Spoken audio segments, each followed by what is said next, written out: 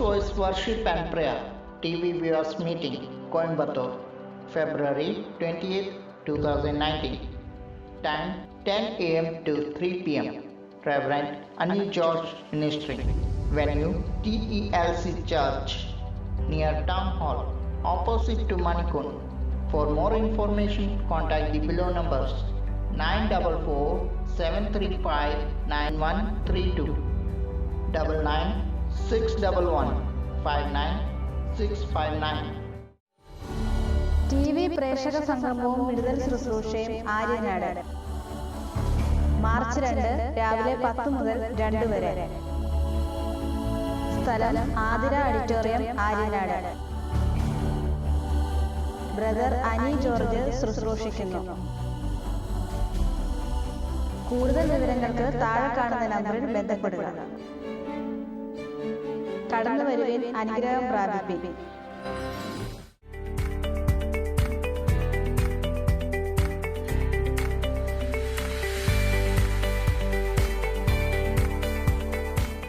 Jesus വോയിസിൻ്റെ എല്ലാ മാന്യ പ്രേക്ഷകർക്കും വേഗം വരുന്ന യേശു ക്രിസ്തുവിൻ്റെ ധന്യനാമത്തിൽ എൻ്റെ സ്നേഹവചനത്തെ അറിയിക്കുന്നു.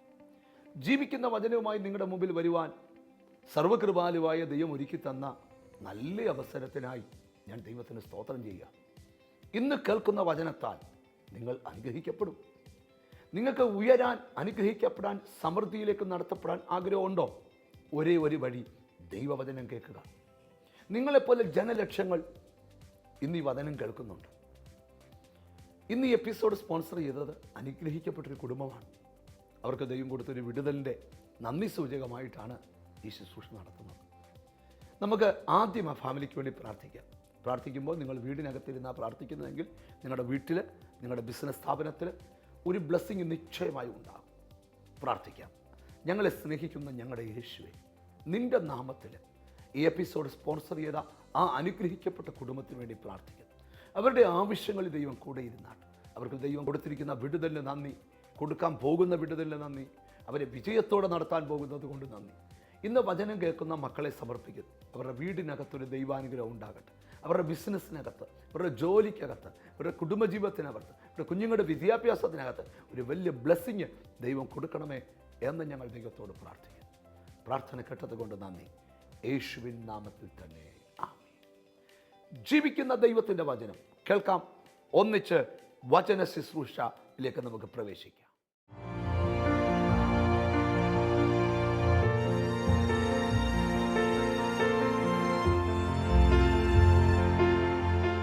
യോഹന്നാന്റെ സുവിശേഷം 8-ാം അധ്യായം അതിൻ്റെ 12-ാമത്തെ വാക്യം. യേശു പിന്നെയും അവരോട് സംസാരിച്ചു, ഞാൻ ലോകത്തിന്റെ വെളിച്ചമാകുന്നു. എന്നെ അനുഗമിക്കുന്നവൻ ഇരുളിൽ നടക്കാതെ ജീവന്റെ വെളിച്ചമുള്ളവൻ ആകും എന്ന് പറഞ്ഞു. വളരെ അനുഗ്രഹീതമായ ഒരു തിരുവെഴുത്താണ്. നിങ്ങളിൽ പലർക്കും ഈ വാക്യം കാണാതെ അറിയാം. നമ്മുടെ വാഴ്ത്തപ്പെട്ട കർത്താവ് തന്നെ തിരുവായി മൊഴിഞ്ഞ് പറഞ്ഞ ഒരു സന്ദേശമാണിത്. ആ വാക്യം നിങ്ങൾ ശ്രദ്ധിക്കണം. 2 തരത്തിലുള്ള മനുഷ്യരെ കർത്താവിടെ വെളിപ്പെടുത്തുക. ഒന്ന് ഇരുട്ടിൽ സഞ്ചരിക്കുന്നവർ, മറ്റൊന്ന് വെളിച്ചത്തിൽ സഞ്ചരിക്കുന്നവർ. ഒന്ന് ഇരുട്ടിൽ സഞ്ചരിക്കുന്നവർ, മറ്റൊന്ന് വെളിച്ചത്തിൽ സഞ്ചരിക്കുന്നവർ. പക്ഷെ കർത്താവ് ഒരു നിർബന്ധം പറയുക, എൻ്റെ പിന്നാലെ വരുന്നവൻ ഒരു കാരണവശാലും ഇരുട്ടിൽ സഞ്ചരിക്കാൻ പാടില്ല. അവൻ വെളിച്ചത്തിലായിരിക്കണം എൻ്റെ പുറകെ വരേണ്ടത്. നമ്മൾ ദൈവവചനം തുടങ്ങുക. വേദപുസ്തകം നമ്മൾ പഠിക്കുമ്പം നമ്മളിലൊരു വെളിച്ചം ദൈവം പകർന്നിട്ടുണ്ട്. അതെപ്പോഴാണെന്ന് ചോദിച്ചാൽ, യേശു ക്രിസ്തുവിനെ ഒരാൾ രക്ഷകനായി സ്വീകരിക്കുമ്പോൾ അവൻ്റെ അകത്ത് ആർക്കും എടുത്തു മാറ്റാൻ പറ്റാത്ത ഒരു വെളിച്ചം വെളിപ്പെട്ടു വരുന്നു. അപ്പോൾ നമ്മിലെല്ലാം യേശുവിനെ സ്വീകരിച്ചവരുടെ അകത്തെല്ലാം എന്തുണ്ട്? ഒരു വെളിച്ചമുണ്ട്. പിശാചിൻ്റെ പദ്ധതി എന്താണെന്ന് ചോദിച്ചാൽ, ആ വെളിച്ചത്തെ കെടുത്തിക്കളയുക. സ്തോത്രം. ആ വെളിച്ചത്തിൻ്റെ ശോഭ കുറയരുത്, വർദ്ധിച്ച് വർദ്ധിച്ച് വർദ്ധിച്ചു വരണം എന്ന് പറഞ്ഞാൽ, നമ്മുടെ വാഴ്ത്തപ്പെട്ട കർത്താവ് പറഞ്ഞു, യേശു പറഞ്ഞു, ഞാൻ ലോകത്തിൻ്റെ വെളിച്ചമാണ്. എന്നിട്ട് നിങ്ങളെ ചൂണ്ടിക്കൊണ്ട് പറഞ്ഞു, നിങ്ങൾ ലോകത്തിൻ്റെ വെളിച്ചമാണ്. അപ്പം യേശു വെളിച്ചമാണെങ്കിൽ ദൈവത്തിന് സ്തോത്രം, അവനോട് കൂട്ടായ്മ ഉണ്ടെന്ന് പറഞ്ഞിട്ട് അവൻ്റെ വെളിച്ചത്തിൽ നടക്കാതിരിക്കുന്നവൻ കള്ളനാകുന്നെന്നാണ് ബൈബിള് പഠിപ്പിക്കുന്നത്. ഒരാമയും പറഞ്ഞാട്ട്, സഹോദരനോട് ദേഷ്യപ്പെടുന്നവർക്കാർക്കും വെളിച്ചത്തിൽ നടക്കാൻ പറ്റത്തില്ല. ഹല്ലേലൂയ. അപ്പം നമുക്ക് എന്താണ് ഇതിൻ്റെ ആകെ തൂക്കമെന്ന് നമ്മളൊന്ന് ധ്യാനിക്കാൻ പോകുകയാണ്.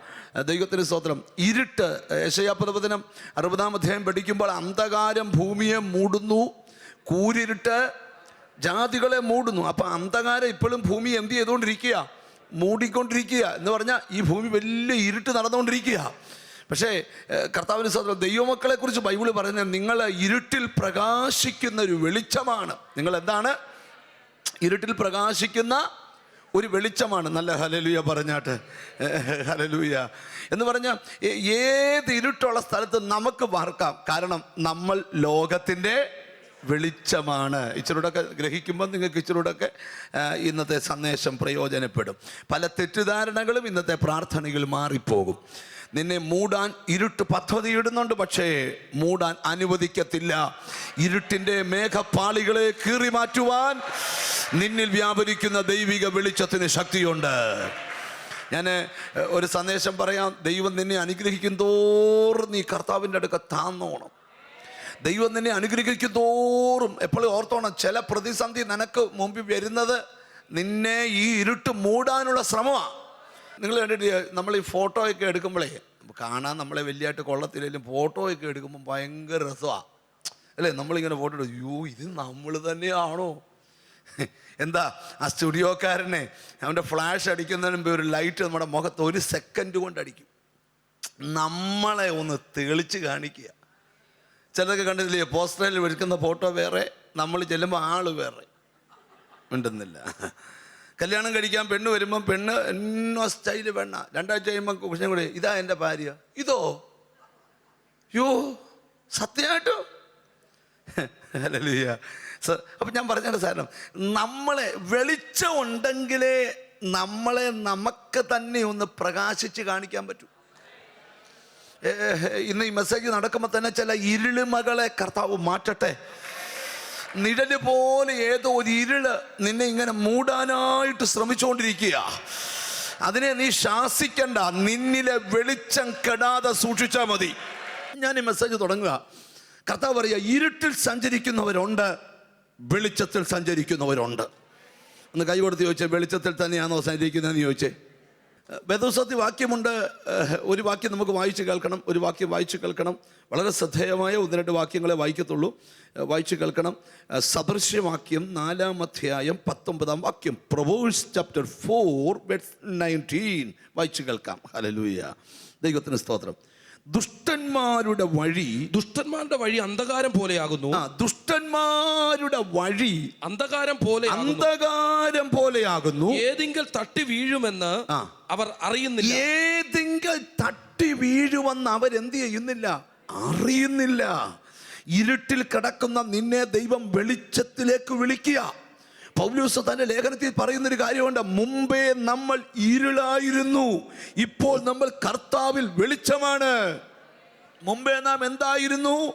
ഇരുട്ടായിരുന്നു. പത്രോസ് പറയുമ്പോൾ ഹല്ലേലൂയ പൈച്ചരുടെ മനസ്സിനാകത്തക്ക രീതിയാ പറഞ്ഞേ. ദൈവത്തിന് സ്തോത്രം. അന്ധകാരത്തിൽ നിന്ന് നമ്മെ അത്ഭുത പ്രകാശത്തിലേക്ക് വിളിച്ചവന്റെ സൽഗുണങ്ങളെ ഘോഷിപ്പാൻ നമ്മെ തിരഞ്ഞെടുത്തൊരു രാജകീയ പുരോഹിത വർഗം എന്ന് പറഞ്ഞ, പണ്ട് നിങ്ങൾ അന്ധകാരത്തിലായിരുന്നു, ഇപ്പോൾ നിങ്ങൾ അത്ഭുത പ്രകാശത്തിലാണ്.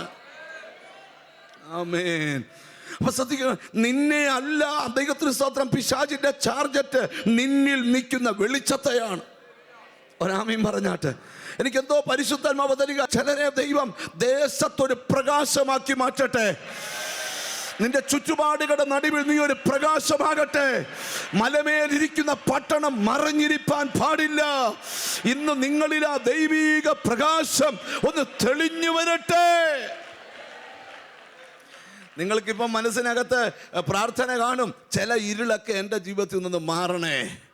നിന്റെ കുടുംബജീവിതത്തിനകത്തൊരു ഇരുള് കയറി പിടിച്ചിട്ടുണ്ട്. നിന്റെ കുഞ്ഞിൻ്റെ വിദ്യാഭ്യാസത്തിനകത്തൊരു ഇരുള് കയറി പിടിച്ചിട്ടുണ്ട്. അറിയാതെ നിന്റെ കൂടാരത്തിനകത്ത് അനർത്ഥങ്ങൾ അടിച്ചു വിടുന്ന ഒരു ഇരുള് നിപ്പുണ്ട്. പക്ഷെ ദൈവാത്മാവ് പറയാ, കാറ്റിൽ ദൈവത്തിന് സ്തോത്രം കാർമേഘം ഓടുന്ന പോലെ ഇരുട്ടുകൾ ഇന്ന് പ്രകാശത്തിന് മുമ്പിൽ ഓടി മാറട്ടെ. എന്തോ ചില ഇരുളിമകൾ മാറി നിന്നെ ദൈവം ഒന്ന് പ്രകാശപൂരിതമാക്കട്ടെ. ആരോടൊക്കെയോ പരിശുദ്ധാത്മാ പറയുക, നിന്നെ ഒന്ന് പ്രകാശിപ്പിക്കട്ടെ ദൈവം, നിന്റെ സന്തതി ഒന്ന് പ്രകാശിപ്പിക്കട്ടെ ദൈവം, നിന്റെ കുടുംബത്തെ യേശു ഒന്ന് പ്രകാശിപ്പിക്കട്ടെ. ഓ ഹല്ലേലൂയ. നിങ്ങൾ നോക്കേ, ഇതിന് കുറെ അർത്ഥങ്ങളുണ്ട്. ആദ്യം പറയുന്ന അർത്ഥം അക്ഷരീകമായി വെളിപ്പെടുന്ന പ്രകാശമാണ്. രണ്ടാമത്തെ അർത്ഥം അക്ഷരീക പ്രകാശമല്ല, ഒരുവന്റെ അകത്തെ കണ്ണിൽ ലഭിക്കുന്ന തെളിച്ചം. ഒരാമയും പറഞ്ഞാട്ട്, ഒരു വിഷയത്തെക്കുറിച്ചൊരു വ്യക്തിക്കുണ്ടാകുന്ന കാഴ്ചപ്പാട്, അതാണ് അവൻ്റെ ലൈഫിലെ വെളിച്ചം. ഞാൻ നിങ്ങളോട് പറയാം, ചില ഇരുളുകളുടെ മേൽ നമുക്കിന്ന് ദൈവം ജയം തരട്ടെ. നിങ്ങൾ വിശ്വസിക്കണം, നിങ്ങൾ ദൈവത്തിന് സ്വന്തം വെളിച്ചമായി നിന്നാ മതി. ഇരുട്ടിനെ ശാസിക്കേണ്ട, ഇരുട്ട് തന്നെ മാറിക്കോളും. ഹല്ലേലൂയ. ഇരുട്ടേ പോന്ന് പറഞ്ഞ് ശാസിച്ചോണ്ട് നിൽക്കണ്ട, നിങ്ങളുടെ വെളിച്ചം ആളി കത്തിച്ചാ മതി, ഇരുട്ട് തന്നെ വഴി മാറിക്കോളും. ഹല്ലേലൂയ. അപ്പൊ ഞാൻ നിങ്ങളോട് പറയാം, നിങ്ങളുടെ ശുശ്രൂഷയുടെ തിളക്കം ഒന്ന് തെളിയട്ടെ, നിങ്ങളുടെ അകത്തെ ആത്മമനുഷ്യനൊന്ന് പ്രകാശിക്കട്ടെ, വചനത്താൽ ഒന്ന് പ്രകാശിക്കട്ടെ, ആത്മാവിനാൽ ഒന്ന് പ്രകാശിക്കട്ടെ. അത് ഉണ്ടാകാമെങ്കിൽ എല്ലാ ഇരുളും മാറിപ്പോ. ഹല്ലേലൂയ. ഈ ഇരുട്ട് സഞ്ചരിക്കുമ്പോൾ ഒത്തിരി പ്രശ്നങ്ങളുണ്ട്. ഒരാമയും പറഞ്ഞാട്ടെ. ഞാൻ ഒരിക്കൽ ഒരു ബസ് യാത്ര ചെയ്യുമ്പം രാത്രി ഒരു 12:45 1 മണിയായി. തൃശ്ശൂരിൽ നിന്ന് ഒരു മീറ്റിംഗ് കഴിഞ്ഞ് വരിക. തിരുവല്ലയ്ക്കുള്ള സൂപ്പർ ഫാസ്റ്റിലാണ്. വരുമ്പം ഞാനിരുന്നതിൻ്റെ 2 സീറ്റ് മുമ്പിൽ ഇരുന്നൊരു സ്ത്രീയുടെ മടിയിൽ നിന്ന് 14 വയസ്സുള്ള മോന്, ഇച്ചിരി കുഴപ്പമുള്ള, അവന് പെട്ടെന്ന് ചുഴലിദീനം വന്ന് അവന് നൊരയും പതയെല്ലാം പുറപ്പെടുവിച്ച് ബസ്സിനകത്തോട്ട് വീട്. ബസ്സെല്ലാം നിർത്തി. ഈ സ്ത്രീ അലറിക്കരഞ്ഞുകൊണ്ട് നിന്ന് മുട്ടയിലോട്ടിരുന്ന് ഈ കൊച്ചിനെ എടുത്ത് മടിയിലോട്ട് വെച്ചുകൊണ്ട് 91 സങ്കീർത്തനം ഒറ്റ ശ്വാസത്തിൽ 3 വട്ടം ചൊല്ലി. ഞാൻ സത്യം പറയുക, ഇത്രയും നാൾ ബൈബിൾ പഠിച്ചിട്ട് എനിക്കങ്ങനെ ചൊല്ലാൻ പറ്റിയിട്ടില്ല. എന്നോ ചൊല്ലിയേ. ഹോ സ്തോത്രം. ഞാനത് പലയാവർത്തി വീട്ടിൽ വന്നിരുന്ന് പറയാൻ നോക്കി. കർത്താവിൻ്റെ സ്തോത്രം. എന്തെങ്കിലുമൊക്കെ പ്രശ്നങ്ങൾ ഇടയ്ക്ക് വരും. അങ്ങനെ നന്നായിട്ട് ബൈബിൾ പറയുന്നവരുണ്ട്. ചുമ്മാതെ 24 മണിക്കൂർ അത് തന്നെ പറഞ്ഞുകൊണ്ടിരിക്കുന്നവരുണ്ട്. 91 കാര്യം തന്നെ. അതിനകത്ത് ഒത്തിരി നമുക്ക് ഉറപ്പ് തരുന്നതും നമ്മെ പ്രൊട്ടക്റ്റ് ചെയ്യുമായ ഒത്തിരി ആശയങ്ങൾ അതിലുണ്ട്. അവിടെ എഴുതിയിരിക്കുകയാണ്, അല്ലെ, രാത്രിയിലെ ഭയം, പകൽ പറക്കുന്ന അസ്ത്രം, ഇരുട്ടിൽ സഞ്ചരിക്കുന്ന മഹാമാരി, ഉച്ചയ്ക്ക് നശീബൻ സംഹാരകൻ, ഇതെല്ലാം നിനക്കുണ്ട്. പക്ഷെ നിനക്കതിനെ പേടിക്കേണ്ട ആവശ്യമില്ല. നിന്റെ ചുറ്റുപാടിൽ ഇതെല്ലാം ഉണ്ട്. ഹല്ലേലൂയ. ശ്രദ്ധിക്കണേ. ഹല്ലേലൂയ. ദൈവത്തിന് സ്തോത്രം. അമ്പി വേറൊരു വാക്യം കൂടെ സങ്കീർത്തനത്തിൽ നിന്ന് വായിക്കുന്നത് നല്ലതായിരിക്കും. അത് ഇച്ചിരൂടെ വായിക്കുമ്പോൾ നിങ്ങൾക്ക് ഇച്ചിരൂടെ നിങ്ങൾ അനുഭവിക്കുന്ന ചില പ്രശ്നങ്ങളെക്കുറിച്ച് മനസ്സിലാകും. ഹല്ലേലൂയ. നമുക്കൊന്ന് വായിച്ചു കേൾക്കാം. ദൈവത്തിന് സ്തോത്രം. അമ്മേ 11-ാം സങ്കീർത്തനത്തിൻ്റെ 2-ാമത്തെ വാക്യം. ഹല്ലേലൂയ. 11-ാം സങ്കീർത്തനത്തിന്റെ 2-ാമത്തെ വാക്യം. ഇതാ ദുഷ്ടന്മാർ ഹൃദയ പരമാർത്ഥികളെ ഇരുട്ടത്ത് എയ്യേണ്ടതിന് വില്ലു കുലച്ച് അസ്ത്രം ഞാണിമേൽ തൊടുക്കുന്നു. ഹലോ. ഹൃദയ പരമാർത്ഥികളെ എയ്യേണ്ടതിന് ഇരുട്ടിൽ പദ്ധതികൾ മെടയുന്നു. ആമേൻ. അപ്പൊ ഇരുട്ടുള്ള കാലത്തോളം നമ്മൾ ഇരുട്ടിനെ സൂക്ഷിക്കണം, ഇരുട്ടിനെ ശാസിക്കണ്ട. വെളിച്ചം കെടാതിരുന്നാ മതി, ഇരുട്ട് ആ പരിസരത്ത് വരത്തില്ല. ഒരാമയും പറഞ്ഞാട്ട്. ഒരുവനെ സാത്താൻ ബന്ധിക്കാൻ പദ്ധതി ഇട്ടാൽ ആദ്യം ചെയ്യുന്ന അവനിലെ ദൈവിക വെളിച്ചത്തെ തല്ലിക്കെടുത്തു. ഒരാമയും പറഞ്ഞാട്ട്. ആരുടെയും വെളിച്ചം കുറഞ്ഞു പോയിട്ടുണ്ടെങ്കിൽ ഇന്ന് ആ വെളിച്ചം തിരികെ പ്രാപിച്ചുകൊണ്ടേ പോകാവൂ. നിന്റെ വീടിനകത്ത് നിനക്കൊറ്റ വ്യക്തിക്ക് സുവിശേഷത്തിന്റെ വെളിച്ചം കിട്ടിയിട്ടുള്ളെങ്കിൽ അത് നിന്റെ വീട്ടിൽ നീ ആളി കത്തിക്കണം. എത്ര പേർക്ക് ആമീൻ പറയാൻ പറ്റും? നിന്നമേൽ കത്തിയ ദീപം വേറെ വിളക്കുകളിലും കയറി പിടിക്കട്ടെ. നിന്റെ വീടിനകത്ത് പ്രകാശപൂരിതമാകട്ടെ. ആമീൻ. നിന്റെ കൂടാരത്തിനകത്ത് വ്യാപരിക്കുന്ന ഇരുളുകള് ഇന്നത്തെ ആരാധനയ്ക്ക് നടുവിൽ മാറിപ്പോകുന്നത് എവിടൊക്കെയോ പരിശുദ്ധാത്മാ പറയുക, യെസ്, നീ വിശ്വസിച്ച് പ്രാർത്ഥിച്ചോ. ചില ഇരുട്ടുകൾ വഴിമാറാൻ പോകുകയാണ്. എന്നോട് ദൈവാത്മാ പറയുന്നു, കഴിഞ്ഞ 7 വർഷമായി നിന്റെ കുടുംബത്തെ തകർക്കുന്ന ഇരുട്ട് ഇന്ന് പ്രാർത്ഥിച്ചുകൊണ്ടിരിക്കുമ്പോൾ നിന്റെ കൂടാരത്തിൽ നിന്ന് ഒഴിഞ്ഞു പോകട്ടെ. കേട്ടോ. ചിലർക്ക് ആത്മാവിൽ ബോധ്യപ്പെടുകയാ, നിന്റെ മൂത്ത മോന്റെ കുടുംബ ജീവിതത്തിനായി ഇരുട്ട് മാറിപ്പോകുന്നു. നിന്റെ വസ്തുവിന്റെ വിഷയത്തിൽ നിന്ന് ഇരുട്ട് മാറിപ്പോകുന്നു. വല്ലാതെ നിന്നെ ഡിസ്റ്റർബ് ചെയ്യുന്ന, വല്ലാതെ നിന്നെ ബുദ്ധിമുട്ടിക്കുന്ന ആ ഇരുട്ടിന്റെ വ്യാപാരം ആരാധിക്കുന്ന ചിലരോട് ദൈവാത്മാവിന്റെ ദൂത്, നീ വിശ്വസിച്ച് പ്രാർത്ഥിച്ചു കുഞ്ഞേ, ഒരു ഇരുട്ട് നിന്നെ വിട്ട് ഓടാൻ പോകുകയാണ്. ഹല്ലേലൂയ. ഞാൻ ആത്മീക ദൂത് പറയാം, നിന്റെ അകക്കണ്ണ് തുറന്നാൽ നിനക്ക് പുതിയ കാഴ്ചപ്പാട് ദൈവം തരും. ഒരു ആമീൻ പറഞ്ഞാണോ? ഏത് സാത്താന്റെ ബാധയുള്ളിടത്ത് നിനക്ക് പാർക്കാം, നീ വെളിച്ചമായാൽ. ഒരു ആമീൻ വരുന്നില്ല. ഹല്ലേലൂയ. ചിലർ പറയും നിങ്ങൾ പാർക്കുന്നിടത്ത് ഒരു പ്രശ്നവും ഉണ്ടാകത്തില്ല. ഹല്ലേലൂയ. അതിന്റെ കാരണം എന്താ? അവൻ വഹിക്കുന്നത് ദൈവിക വെളിച്ചമാണ്. ശ്രദ്ധിച്ച് നമുക്ക് ഇച്ചിരിയുടെ ഗഹനമായിട്ട് ദൂതിനെ ശ്രദ്ധിക്കാം. യേശു എന്താണ് ഇത് പറയാനുള്ള കാരണം പറയാം.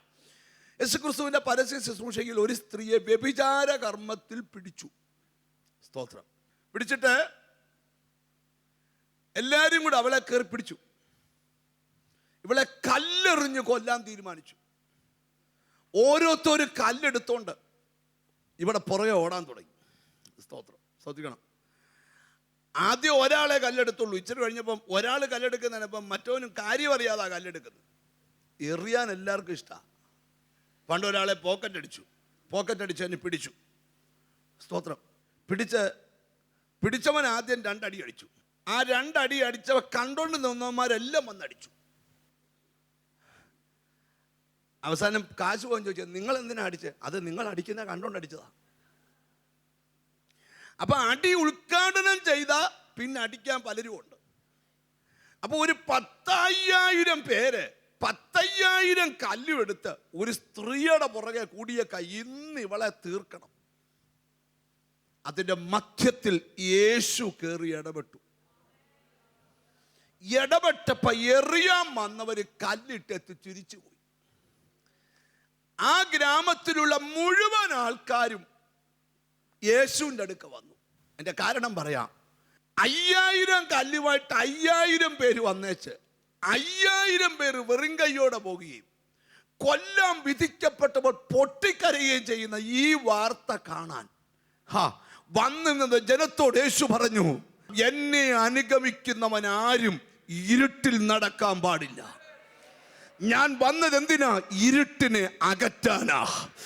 ഞാൻ വന്നത് എന്തിനാ? വെളിച്ചത്തെ തെളിക്കാൻ വേണ്ടിയാ. ചിലരോട് ദൈവാത്മാവി വിളിച്ചു പറയാം, നിങ്ങളുടെ അകത്തെ ആ ദൈവിക ശോഭയൊന്ന് തെളിഞ്ഞു വരട്ടെ.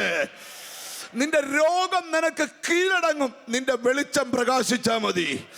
പ്രതിസന്ധികൾ വഴിമാറിപ്പോകും, നിന്റെ വെളിച്ചം പ്രകാശിച്ചാ മതി. 1-2 ചെറിയ ഭാഗത്തിലേക്ക് പോകാൻ പോവാ. എനിക്ക് നല്ല ഉറപ്പ് കർത്താവ് തരിക, ഇന്ന് ചില ഇരുട്ടുകൾ ശാസിക്കപ്പെടും. വർഷങ്ങളായി നിന്നെ അലട്ടിയ ചില നഷ്ടങ്ങളുടെ കഥ അവസാനിക്കാൻ പോവുകയാ. ചില പാരമ്പര്യമായി നിൽക്കുന്ന ഇരുട്ടിന്റെ വ്യാപാരങ്ങൾ വഴിമാറാൻ പോകുകയാ. ഇന്ന് മുറുകെ പിടിച്ചു പറയണം, ഞാൻ വെളിച്ചത്തിന്റെ പുറകെയാ, ഞാൻ യേശുവിന്റെ പുറകെയാ. എന്റെ മേൽ വ്യാപരിക്കുന്നത് ദൈവിക വെളിച്ചമാണ്. ഓ യേശുവിന്റെ നാമത്തില്, യേശുവിന്റെ നാമത്തിൽ, യേശുവിന്റെ നാമത്തില് ആരോടൊക്കെയോ പരിശുദ്ധാത്മാ പറയുക, നീ ദേശത്തൊന്ന് പ്രകാശിക്കാൻ പോകുകയാ. നിന്നെ അപമാനിച്ച ദേശത്തു തന്നെ നീ പ്രകാശിക്കാൻ പോകുകയാ.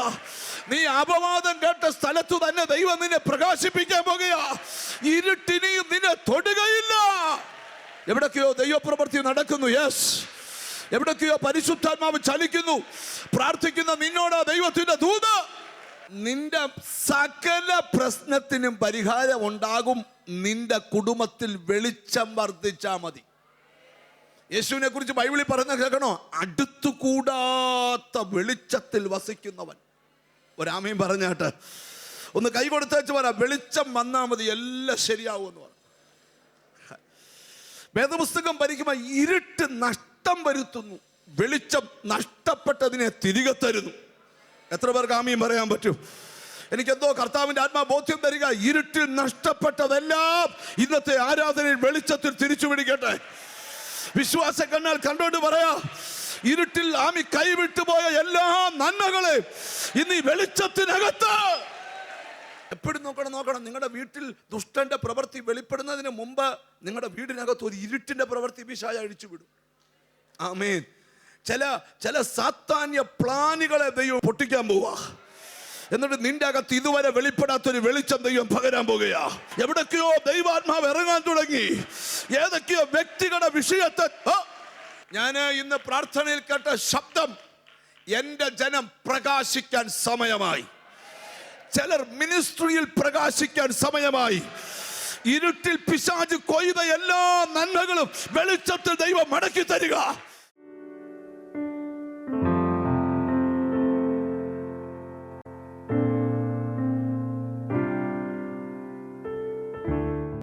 എന്തോ അപ്പച്ച പേര്? രാജയ്യൻ. 40 വർഷമായിട്ട് എത്രയും വലിപ്പമുള്ള മഴയായിരുന്നു. അത്രയും വലിപ്പമുള്ള മഴ. അതിന് അതിഭയങ്കര വേദനയും ചുളിയുളുപ്പും കുത്തും ഉളച്ചിലും ഉണ്ട്. ഉറങ്ങാനേ പറ്റത്തില്ല. ഒരു വശം വെച്ച് കിടക്കാൻ പറ്റത്തില്ല. ഇവിടെ വന്നപ്പോഴും ആ മഴ ഇവിടെ ഉണ്ടായിരുന്നു. ഇപ്പോഴോ കുറഞ്ഞ്. ഇപ്പൊ ഉണ്ടോ അവിടെ? ഇല്ല. പാടുപോലും ഇല്ല. മാറി. യേശു സൗഖ്യമാക്കുന്ന കർത്താവ്. നിങ്ങൾക്ക് ഈ ശുശ്രൂഷ കണ്ടുകൊണ്ടിരിക്കുന്ന നിങ്ങളും ഇരിക്കുന്ന സ്ഥലത്ത് സൗഖ്യം നടന്നുകൊണ്ടിരിക്കുക.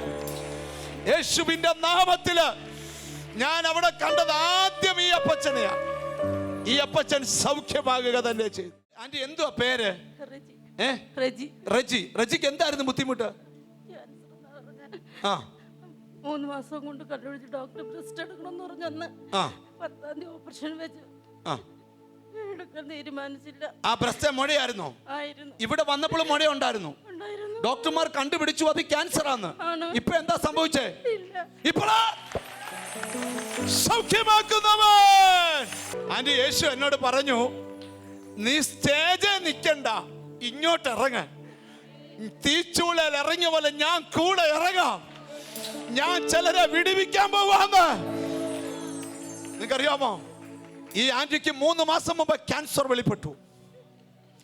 ഇവിടെ ബ്രസ്റ്റ് ഓപ്പറേഷൻ ചെയ്യാൻ ഡോക്ടർ പറഞ്ഞു.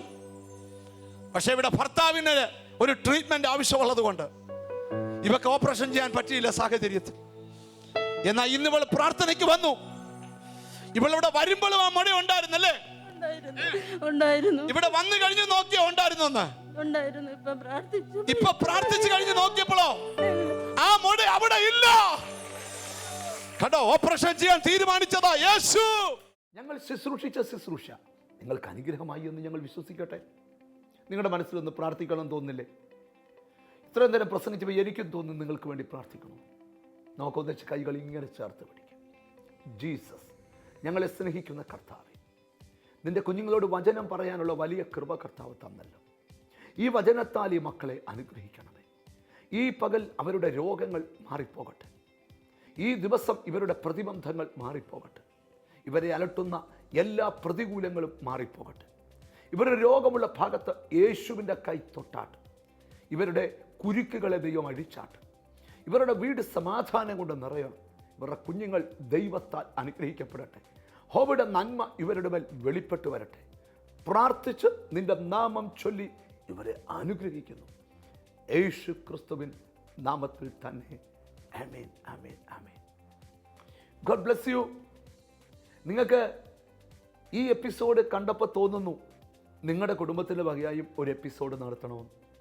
നിങ്ങളുടെയൊക്കെ ബർത്ത്ഡേ വരുമ്പോൾ, വെഡിങ് ഡേ വരുമ്പോൾ, നല്ല ദിവസങ്ങൾ വരുമ്പോൾ നിങ്ങളുടെ ഫാമിലിയുടെ വകയായി ഒരു എപ്പിസോഡ് സ്പോൺസർ ചെയ്യാം.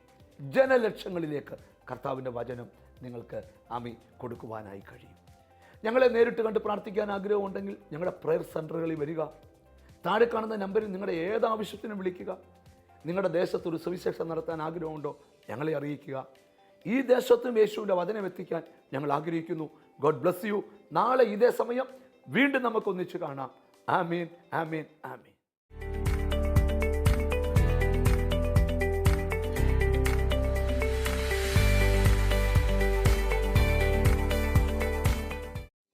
Jesus Voice TV viewers meeting at Chennai on March 23rd, Saturday, time 9:30 a.m. to 3 p.m. Reverend Annie George ministering. Venue, Christ Church near Devi Theatre, Mount Road, Chennai. Come, let's worship together and be blessed. Contact 944-735-9132 99 611 59659.